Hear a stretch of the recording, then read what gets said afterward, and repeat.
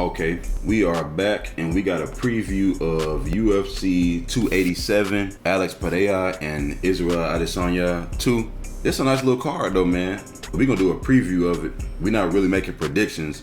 We just gonna look at the fights and see what we think and what we think will be the best fights and what we're looking forward to.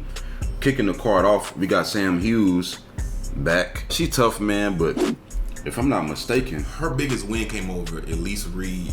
Yeah. And Elisa, like, you never know what you get with Elisa. So, I mean, it was still impressive. She got the finish. But Sam, she's not really known for finishing her opponents like that. She need to go in there and use that experience, man, and get this undefeated record from Jacqueline. Then we got Shia Lynn taking on Steve Garcia. Hello, your boy, Steve Garcia. Yeah, he gonna be on his back for 3 rounds here. I can tell you that. Steve only can fight one way. Walk forward, just throw and punch. But he gonna be on his back. Then we got Cynthia Calvillo and Lupita Godinez. I like this fight, man. I like both of these fighters. Both of these fighters, they're like mid-tier, but they're like one win away from being with the elite fighters. Yeah. Then we got Gerald Meerschaert taking on Joseph Pyfer.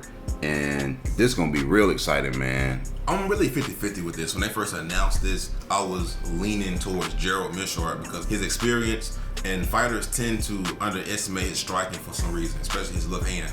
But now, as time goes by, I'm more 50-50 with this. I think Joseph might have somewhat of a chance. Because you don't jump in and fight Gerald Meerschaert, man. You got to build up to Gerald. Gerald's somebody, man, he can come up and just destroy like a prospect. Man, we saw what he did to Bruno Silva. And I picked Bruno Silva in that fight. You know I'm high on Bruno Silva.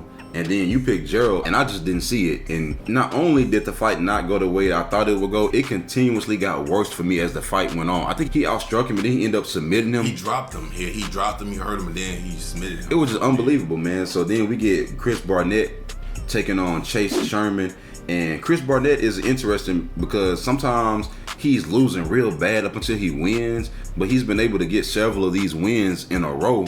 Yeah, but sometimes well, not in a row, but you know. But sometimes he be losing real bad and he still lose too. That was only that one time, and I believe that he said leading up to that fight, he had to make a decision on, like, his wife had a terminal illness, and he had to make a decision on if they was gonna put a plug. And I didn't know that. You remember that one fight he got beat up, and then it got Martin Badai. Yeah. But what about the Ben Rothwell one though? You got kind of Ben Rothwell is just too much. Like, that was not a winnable fight anyway. I'm gonna just be honest. Chris is very exciting. He's very likable. Yeah. He's charismatic.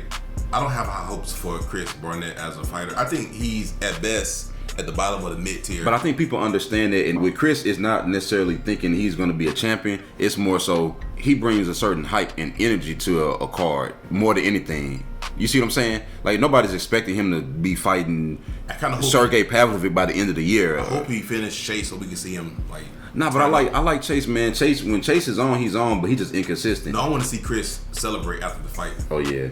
Then, man, we got Michelle Waterson Gomez taking on Luana Pinheiro. Hey, I'm gonna just say this: Michelle, she had moments against Amanda Lemos, and who was to say It was for one round. Yeah, but I'm saying a lot of fighters don't do that though. It was for one round, and then she subsequently got destroyed in the second round. She got set up too, didn't I mean, yeah, she literally got set up. I think towards the end of that first round, she almost got submitted or something happened. But Michelle, she only loses like the cream of the crops, man. But she also be winning these split decisions that she really didn't win either, man. And it's starting to catch up with her. They've put a lot of promotion behind her, and she's kind of hit and miss.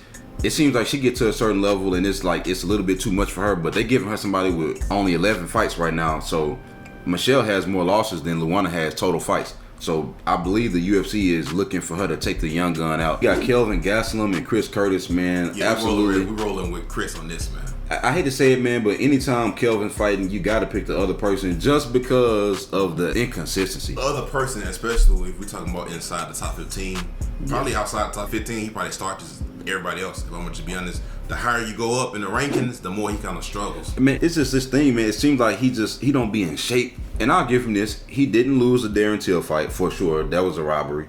The thing is, Kelvin, it just seemed like he shows up out of shape so much. I just don't understand how you keep neglecting your cardio. Because, yeah, he got good all-around skills.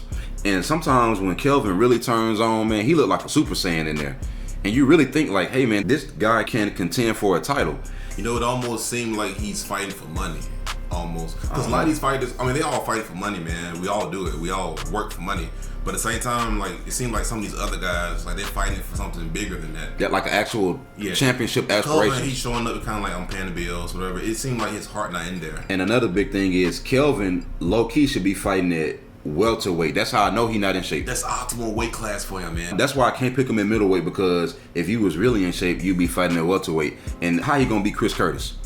Now don't get me wrong, Kelvin do got some knockout power, but Chris Curtis's defense and Kelvin not gonna be able to take Chris down. And then they both southpaws. The only way I can see this is if Kelvin is real active, because Chris, he got good defense, he turtles up, but he's not the most active fighter. But then when he turns it on, if he catches you, the fight could be over. But Kelvin don't have the cardio. Like that, man. He throw one punch at a time. That's what I'm saying. But Kelvin, he's not gonna be able to move around, stick and move. It seems like Kelvin have issues cut people off, man, because they'll circle around and it's almost like he's chasing around them, like behind them. I don't know. So I don't know. It's hard to pick Kelvin in this one. Then we got Raul Rosas Jr. against Christian Rodriguez. I said it since the beginning. I think people are sleeping on Christian. I honestly believe people are sleeping on Christian Rodriguez. I said the same thing, and I went back to look at some of his previous fights, and he just got out-wrestled. And I'm thinking about that's how Raul fights. Just think about it, the way Jonathan Pierce does his opponents and the way Jonathan Pierce did Christian, he just kind of took him down. But he took that fight on like a week's notice, though, at the same time, though. It ain't like he had the cardio to keep up with Even when he fought against Joshua was but they went back and forth, though. But I'm saying that's how Raul gonna do. I'm looking at it as if Raul can look at that and say, I'm gonna just. But this is the thing. I think Christian is a little bit more slick. His skills are underrated. I think he'll be more dangerous. Obviously, he reversed Joshua Williams and end up submitting him. I'm not saying he gonna win. I'm just saying people sleeping on him. We know what Raul gonna come to do. At this point in the game. I think they gave him Christian for a reason. If I'm just be honest. I think this fight gonna look like Paddy versus Jordan Levitt. Almost, because Christian got hands, but he ain't really dangerous on the feet, and he got grappling. But his striking can be slick, though. I don't think it's slick enough. Yeah, it might not be enough. But then we got Kelvin Holland taking on Santiago Ponzinibbio. I absolutely hate this fight. So we disagree with this. I think this is an easy win for Kelvin Holland. Man, I think this is a terrible matchup for Kelvin. I don't even know if he should be fighting right now up until summer, man. I think I agree with that. He took a lot of damage, man. That's what I'm saying. Even if he took this fight a little bit later, yeah. But man, he took so much damage, and then to be shaken back. I think they announced this fight about less than a month after the Wonderboy fight. And I'll tell you one thing: if you go out there swinging, throwing that wild right hand, you're gonna get knocked out against Santiago. Man, Santiago. And you get knocked out real fast. Man, what happened to the Kelvin who was throwing like the punch like right down the middle, like the straight punches? Now it's like the punches, his chin straight up in the air. He just doing this weird running karate chop thing. I'm like, dude, if you do that against Santiago, this fight not gonna last too long, man. Because Santiago, look, he don't just drop people; he put them down. Like, I think Kelvin Holland, he won sports psychologist away from actually being in top 5 and being a real contender, not a fringe top 10, top 15 guy in 2 divisions, but lock in on a particular division and really make a real run. Because if you look who beat him, he got beat by Kamzat, he got beat by Marvin Vettori. These are guys who are in the top 5. You're not losing to scrubs, man. Yeah. So like you gotta look at that as if I'm not a bad fighter. I'm looking at 23-9, and 3 or 4 of them losses, they really don't need to be there. But for some reason, they keep piling up. So I would just like to see Kelvin focus, man. I would just like to see a focused Kelvin. Maybe get a sports psychiatrist, like you said. But Santiago didn't look too good his last fight either, man. I know he took it on. He took a fight on short notice against a completely different style person. And I'll be honest, he probably did. He won the Jeff Neal fight. Yeah. And so in my mind, it's not really. Yeah, I would say he only lost one. Oh, he also didn't lose the Michelle Pereira fight. In my mind, he really on a 4-fight win streak. Yeah, I agree, man. Because he didn't really lose the Jeff Neal fight, and I'm a Jeff Neal fan. That's just the fact. And Michelle Pereira, he definitely didn't lose that one either. But for whatever reason, they didn't give it to him. But I really don't know what's gonna happen, man. I know. It'll be a good fun fight. But now we got Rob Font and Adrian Yanez, and man, I've been high on this Adrian Yanez kid for a long time. And you know the funny thing about it is, people really just jumped on board of him with his last fight, and he literally had. Hold on, 1, 2, 3, 4. He had 4 fights before that were really good that people don't ever mention, or I don't even think they know about him. And I'm gonna say 2 things, man. When Adrian fought against Randy Costa, Randy was popping him with the jab. In the beginning, yeah. But then you gotta really. Who has a better jab than Randy Costa? Rob Font. Now you're going somewhere. And also, and go back and look at when Rob Font fought against Cody Garbrandt, and just look at how he was able to walk him down, jab him, and avoid Cody's counter punches. And that's what Adrian Yanez is real good at. He's real good at like countering people and catching them coming in. He can slip his head and counter with hooks better than almost anybody in the bantamweight division. Does he have like a boxing background? Because I know they from Houston. I don't know if his dad or somebody trains him or something. It looked like he come from some type of. His boxing is better than the average. So yeah, but that's why I was putting two and two together. I was like, if Rob Font did it to Cody, I think he can do it to Adrian Yanez, where he can jab him and then walk forward and avoid the counter punches. Look, I'm expecting Rob to win. I'm just expecting it to be a really good fight that still raises Adrian Yanez's stock. And because he got to get his cherry pop, if I'm just being honest. Yeah. That's what this is. And that's what I was going to say, but the only thing is Adrian is not like a normal guy. He's almost like Roman Delise. He don't quit. Roman and Adrian in the second and third round, they get stronger. Adrian, if you lose the first and the second round, he's going to come back in the third round hard. But I'm going to tell you something. You mentioned something when he fought against Randy Costa. You know, Randy Costa got that 2 minutes of like ultra instinct Goku in him for some reason. And then anything past 2 minutes, you know, the cardio just goes down the drain. But he folded him with them body shots too. But Rob Font can do that for 25 minutes. Yeah, but Rob Font, he like to fight at his own tempo too, man. But the thing is, a lot of times he can control that tempo. Like Rob loses to a certain level of fighters at this point in his career. Yeah. And then everybody else, he seemed to be able to get past some kind of way. But then we got Gilbert Burns and Jorge Masvidal. Leon said he was going to Miami to watch this fight because he actually don't want to fight Kobe because Kobe really don't deserve a title fight, if we be honest. Yeah, we can make a video about that. Yeah, but these two guys might be fighting for a #1 contender. That's what I'm thinking. And Jorge don't deserve it either, but you can sell it because he's a big name and also what happened backstage. And also because he one of the highest paid UFC fighters in the world. They got to get their money back. So... yeah, so Leon gained something from fighting him. Yeah, so I think this would be just an awesome fight, him versus either one of these guys. It's hard for me to pick Jorge at this point because, I don't know, man. I think Jorge has paid his dues in the sport, and he had a moment and everything lately, up until before the last few losses.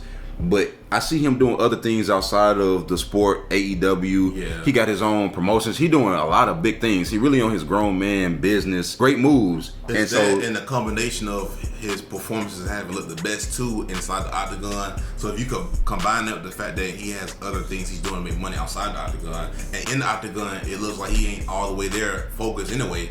So I think that's a recipe for disaster. Yeah, then he fighting Gilbert Burns. But he's a high risk guy, man. I wouldn't fight Jorge if I was Gilbert Burns. Yeah, because Jorge is still dangerous, and Gilbert is the guy that nobody wanted to fight. Kobe didn't want to fight him for a #1 contender. Dude, they could have had Kobe versus Gilbert last night, and whoever win will be the #1 contender. But Kobe would rather weigh in and not fight nobody. And now Gilbert is fighting, and he might potentially still end up being the #1 contender, him or Jorge. And Bilal didn't want to fight Gilbert. Yeah. Who else? Who else was up there in that? Well, Combs already fought him. Yeah. But basically, he ended up being number 5 or so in the rankings because everybody was avoiding him. Yeah. And then Jorge actually took this fight. And I don't know if this is going to be a good fight for Jorge, also, man. And the most important thing that we haven't even mentioned yet is the fact that Kamaru Usman is not the champion now. So now Kamaru Usman was the kryptonite to both of these guys. Yeah. You know, so the fact that Kamaru Usman is not the champion, maybe both of them could be more confident. And you always said that if Kamaru wasn't the champion, it would be Gilbert. And so it'll be very interesting to see how this fight plays out, man. Then we got Alex Pereira and Israel Adesanya. Bro, I went back and watched that fight today. That was like one of the best fights I ever seen in my life. Oh, 100%. It was going back and forth. We saw grappling.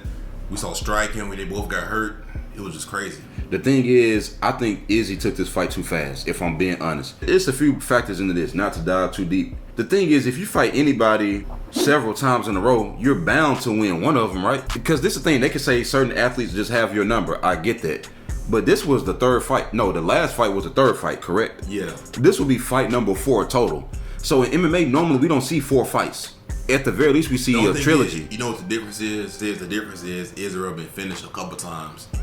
It's only been by Alex too. Ain't that crazy? Yeah, so I'm saying, like, we're not talking about 2 fighters who fought 3 or 4 times and they went to distance 3 or 4 times.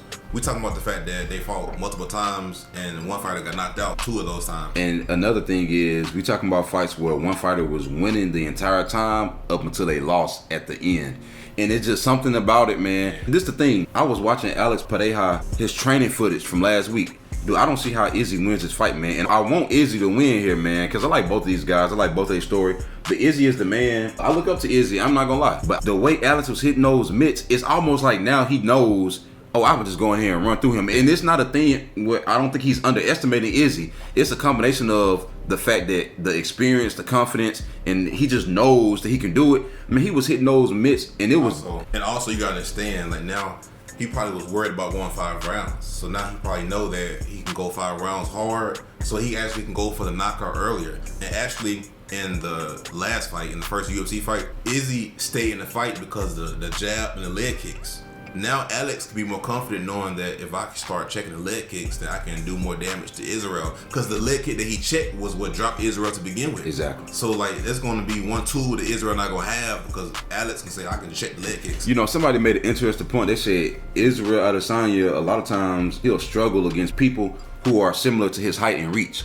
And it seems like whenever he's not fighting somebody who's 5'10 and 5'11, it's more of a struggle, if I'm just being honest. It seems like people who are not 5'10, 5'11, he has more trouble fighting against them. And Alex just seemed to have the recipe, man, at this point. And I think Alex been secretly training at jiu-jitsu as well. I think the ground game is going to look way better. I think Izzy got to get this fight to the ground, and I think he got to go, like you said, get the hooks in and take his back. I think that's the only way he can win. Yeah.